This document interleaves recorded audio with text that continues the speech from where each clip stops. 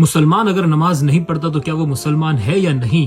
6 حدیثیں میں آپ کو بتاتا ہوں، آپ اس کو یاد رکھیں اور اسے آگے بھی پہنچائیں۔ سب سے پہلی حدیث، آپ علیہ السلام نے فرمایا بے شک انسان کے ایمان اور کفر کے درمیان صرف نماز ہے۔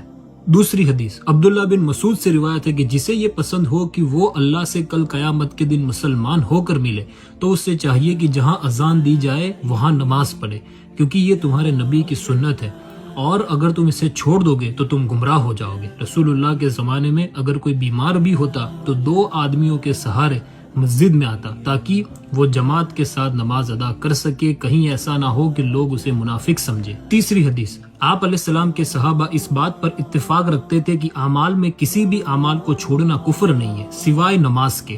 ہمارا اور منافقین کا عہد صرف نماز پہ ہے، جس نے نماز چھوڑی اس نے کفر کیا۔ چوتھی حدیث، یہ تو بہت فیمس حدیث ہے، سب کو پتہ ہے۔ آپ علیہ السلام نے فرمایا بچوں کو 7 سال کی عمر تک نماز کا حکم دو، اگر وہ نماز نہ پڑھے تو 10 سال کی عمر میں انہیں سزا بھی دو اور ان کے بستر بھی الگ کر دو۔ نمبر 5، آپ علیہ السلام معاذ بن جبل رضی اللہ تعالیٰ عنہ کو نصیحت کرتے ہوئے آپ نے فرمایا معاذ اللہ کے ساتھ شرک مت کرنا، چاہے لوگ تمہارے ٹکڑے ٹکڑے کر دے، مار دے یا تمہیں آگ میں زندہ جلا دے، کبھی اللہ کے ساتھ شرک مت کرنا۔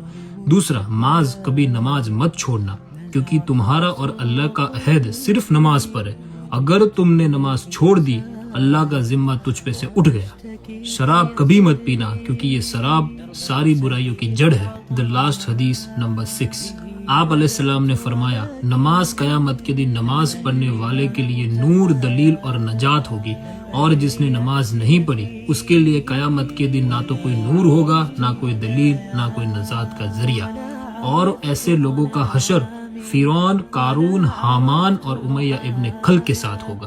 سو ان 6 حدیثوں سے ہمیں کیا پتا چلتا ہے کہ if you are not praying 5 times a day، اگر آپ 5 ٹائم کی نماز نہیں پڑھ رہے ہو، whether your name is علی، عمر اور عبداللہ، اس سے کوئی فرق نہیں پڑتا، اگر آپ نماز نہیں پڑھتے تو آپ اللہ کے نزدیک مسلمان ہی نہیں ہیں۔ نماز مسلمان کی پہچان ہے۔